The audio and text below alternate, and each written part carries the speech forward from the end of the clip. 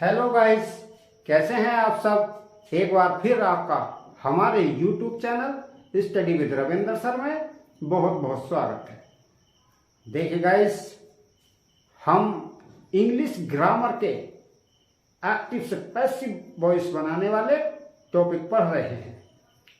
इसी के क्रम में आज हम आपको पढ़ाने जा रहे हैं फ्यूचर परफेक्ट टेंस की पैसिव वॉइस बनाना।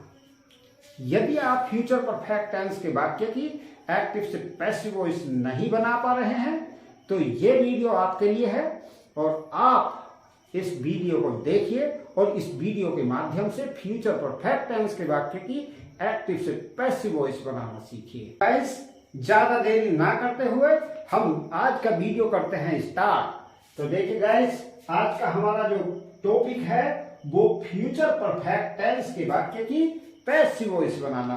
तो देखिए गाइस, सबसे पहले हम समझ लेते हैं इसका short trick.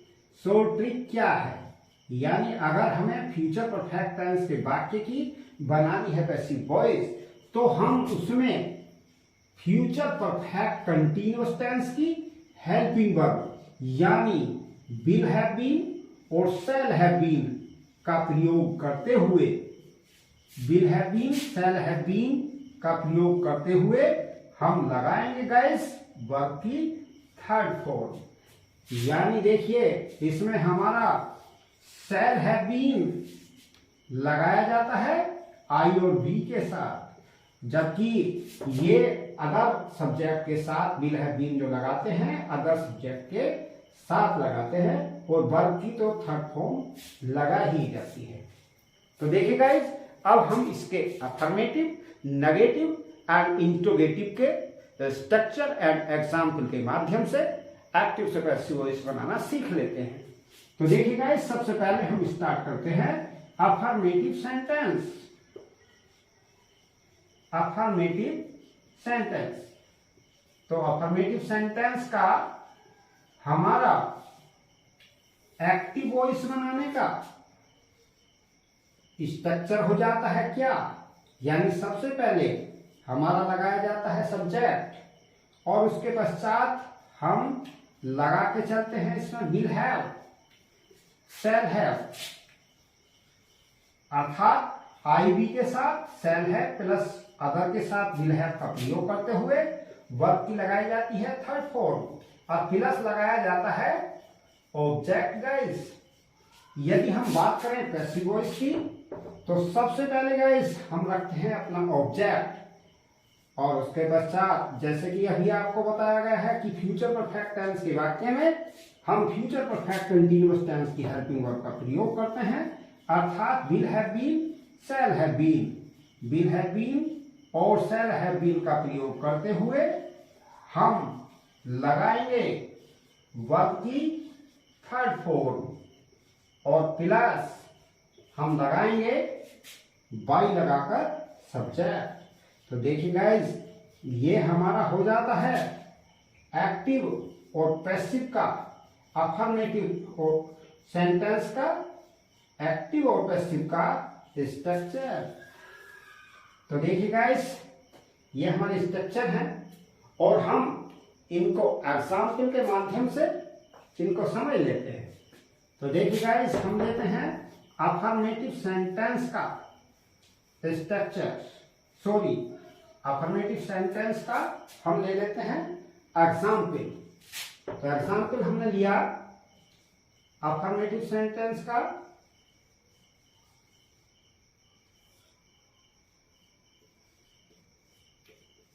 he will have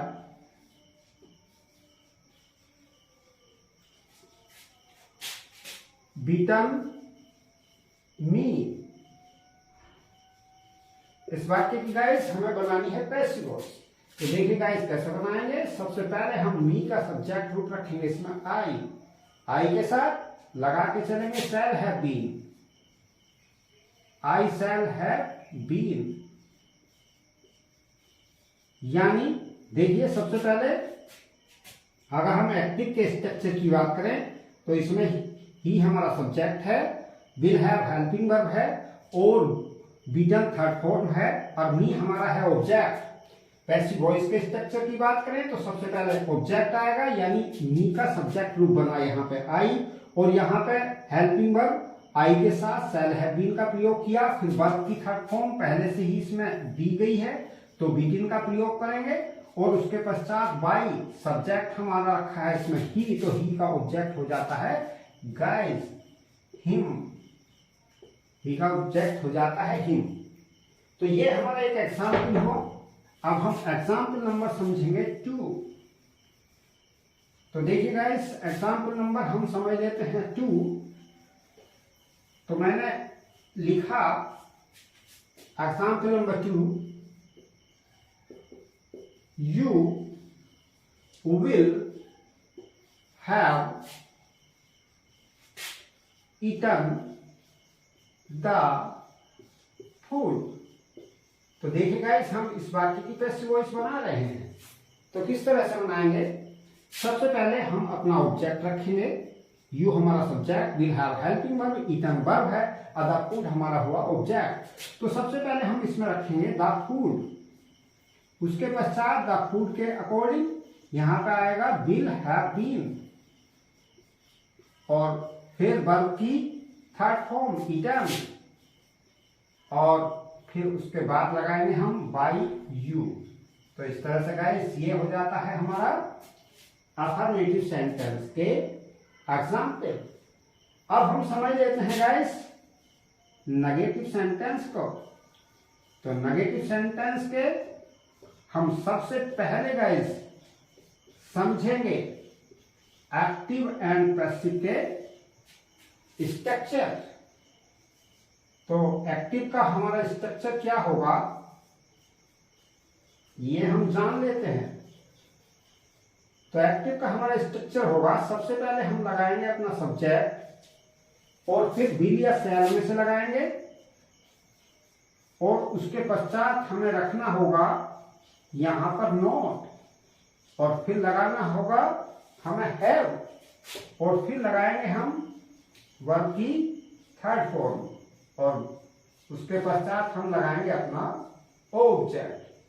तो देखिए गाइस, ये हमारा हो जाता है स्ट्रक्चर एक्टिव वॉइस का। अब बात करते हैं पैसिव वॉइस। पैसिव वॉइस का स्ट्रक्चर कैसे बनेगा?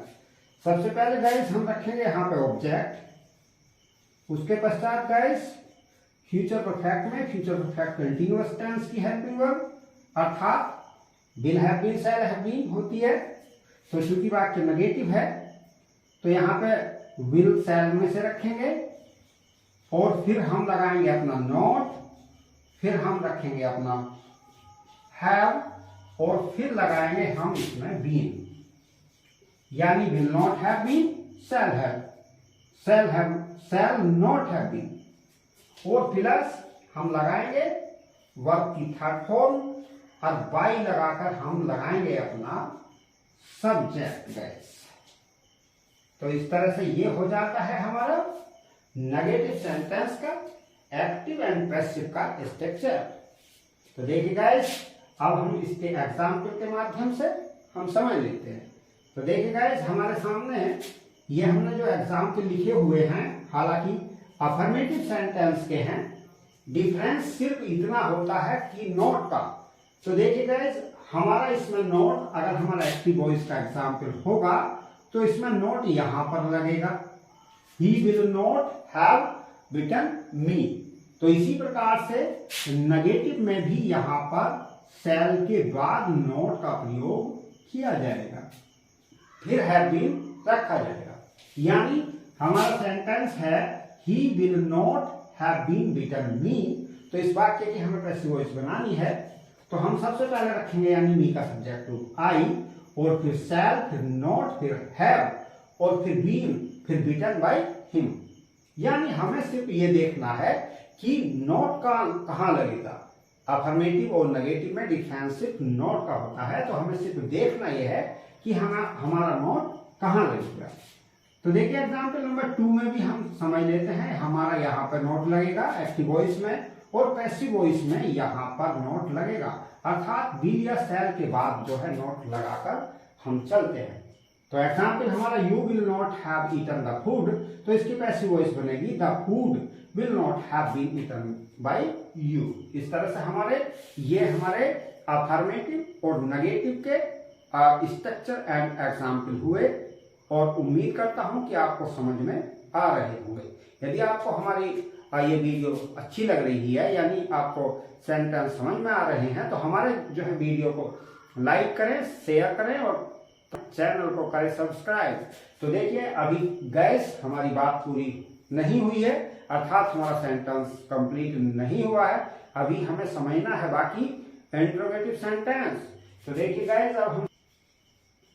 गाइस नंबर 3 पर हमारा आ जाता है इंट्रोगेटिव सेंटेंस। तो गाइस आप जानते हैं इंट्रोगेटिव सेंटेंस में हम yes no type, why type and who वाले वाक्य आपको बता के चलते हैं। तो पहला हम पढ़ेंगे यस नो टाइप। तो यस नो टाइप वाले वाक्य में हम इसका स्ट्रक्चर जान लेते हैं। तो स्ट्रक्चर हमारा जो है एक्टिव वॉइस का स्ट्रक्चर होगा। सबसे पहले हम लगा के चलेंगे विल या शैल। एक्टिव वॉइस का स्ट्रक्चर यानी सबसे पहले हम विल या शैल में से रखेंगे, और उसके पश्चात हम रखेंगे अपना सब्जेक्ट, और उसके पश्चात हम लगाएंगे हैव, और फिर लगाएंगे हम वर्ब की थर्ड फॉर्म, और फिर लगाएंगे हम अपना ऑब्जेक्ट। तो इस तरह से हमारा गाइस ये हो जाता है यस नॉट टाइप वाले वाक्य का यानी एक्टिव का स्ट्रक्चर। तो अब पैसिव के स्ट्रक्चर की बात करते हैं।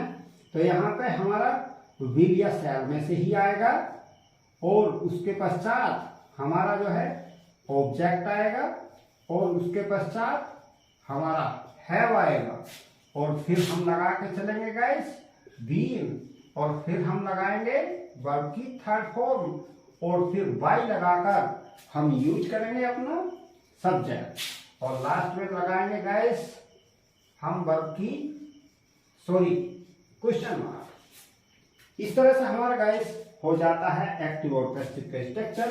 अब हम यस नो टाइप का एक जान लेते हैं example.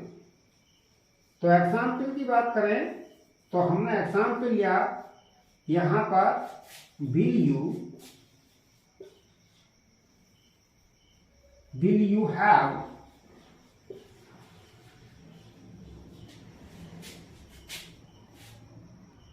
Return me a letter. इस वाक्य की गाइस हमें पैसिव वॉइस बनानी है। तो किस तरह से हम पैसिव वॉइस बनाएंगे?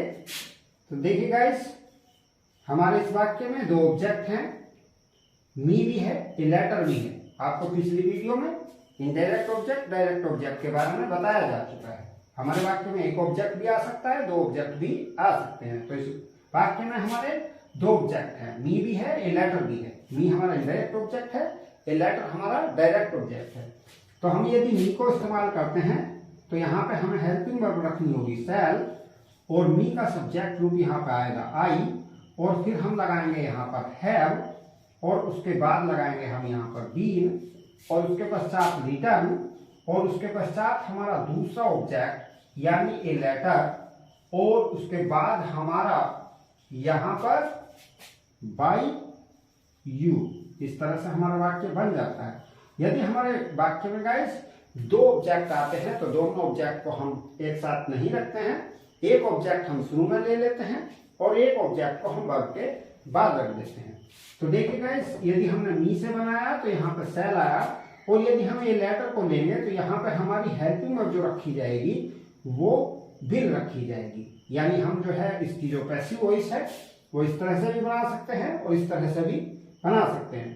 तो दूसरा रूप है हमारा, यदि हम ए लेटर को लेते हैं तो सबसे पहले विल लगाएंगे और उसके पश्चात यहाँ पर रखेंगे ए लेटर, और उसके पश्चात हम लगाएंगे यहाँ पर हैव, और उसके पश्चात लगाएंगे यहाँ पर बीन, और उसके पश्चात यहाँ पे वर्ब की थर्ड फॉर्म यानी रिटर्न, और यहाँ पे चूंकि हम इसको मी को हमने वो नहीं शुरू में नहीं लेके गए हैं तो यहाँ पे टू मी रखना पड़ेगा मुझे, और उसके पश्चात बाई यहाँ पर आ जाएगा यू। तो इस तरह से गाइस ये वाक्य हमारा दो तरह से इसकी पैसिव वॉइस बन सकती है, क्योंकि इस वाक्य में दो ऑब्जेक्ट थे। तो देखिए गाइस ये हमारा एग्जाम्पल हुआ यस नो टाइप का। अब बात करते हैं इसके दूसरे रूप यानी व्हाई टाइप वाले वाक्य के बारे में। तो देखिए गाइस, अगर हमारा वाक्य व्हाई टाइप का है तो हम उसके स्ट्रक्चर को किस तरह से जान लेते हैं। तो देखिए गाइस, अंतर सिर्फ इतना रहेगा, यदि व्हाई टाइप वाला है तो सबसे शुरू में यहाँ पर क्वेश्चन वर्ड रख दिया जाएगा, बाकी हमारे स्ट्रक्चर में कोई चेंजिंग नहीं होगी। यानी जिस तरह से हेल्पिंग वर्ब से शुरू होने वाला होता है अर्थात यस नो टाइप वाला होता है, तो उसमें इसमें डिफरेंस इतना रहता है, सिर्फ इसमें यहाँ पर क्वेश्चन वर्ड शुरू में रख दिया जाता है। तो इसका स्ट्रक्चर हमारा बनेगा सबसे पहले question word plus will shell plus subject plus have plus verb की थर्ड फॉर्म फिर ऑब्जेक्ट। इसी प्रकार से अगर हम इसके पैसिव की बात करें तो इसका स्ट्रक्चर गाइस हमारा क्वेश्चन वर्ड आ जाएगा सबसे पहले, फिर विल या शैल में से आएगा, फिर ऑब्जेक्ट रखा जाएगा, फिर have plus been plus verb की थर्ड फॉर्म और बाई आ जाएगा हमारा सब्जेक्ट। तो गाइस हम देखिए इसके एग्जाम्पल को समझ लेते हैं, व्हाई टाइप वाले वाक्य के एग्जाम्पल को हम समझ लेते हैं। तो गाइस देखिए, जैसे कि आपको पहले भी बताया जा चुका है कि वाक्य जिस रूप में हमारा होता है उसी रूप में हमारी पैसिव वॉइस बनाई जाती है। यानी अगर एक्टिव का वाक्य जो है हमारा वो अफर्मेटिव फॉर्म में है तो उसकी पैसिव वॉइस भी अफर्मेटिव में बनेगी, नेगेटिव में है तो नेगेटिव में बनेगी और इंट्रोगेटिव में है तो इंट्रोगेटिव में ही बनेगी। तो देखिए गाइस, अब हम इसको समझ लेते हैं एग्जाम्पल के द्वारा। तो देखिए एग्जाम्पल हम ले लेते हैं एक्टिव वॉइस का। तो हमने लिया कि भाई विल यू हैव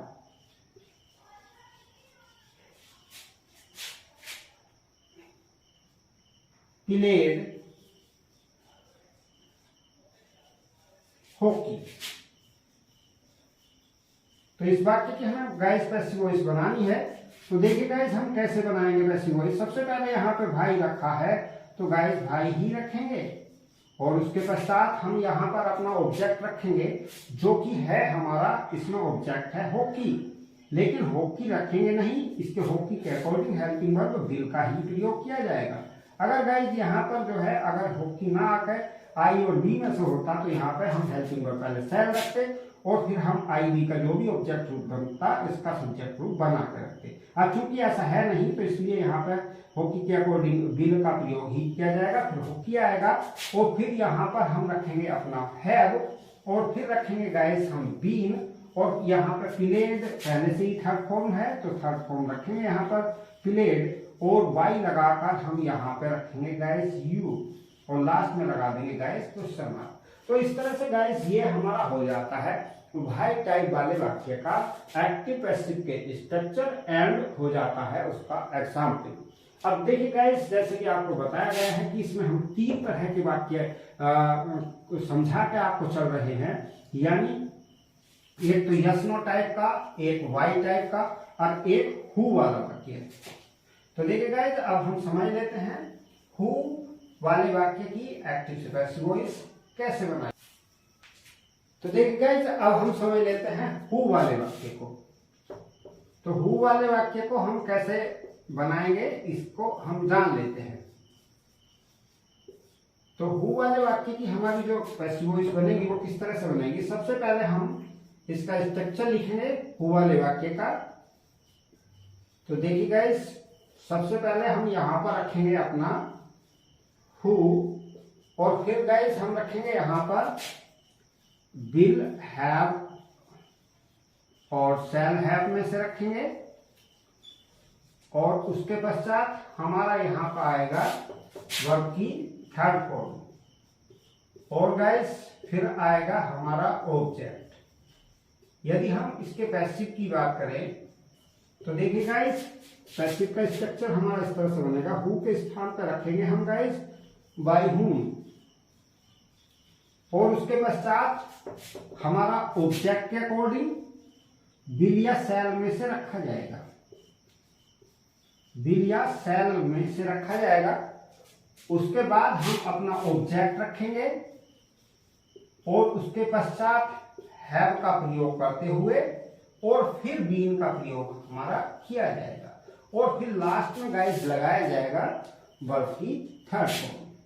तो देखिए गाइस, पहले भी आपको वीडियो में बताया जा चुका है कि हु वाले वाक्य में सब्जेक्ट नहीं होता, हु शब्द स्वयं सब्जेक्ट का काम करता है।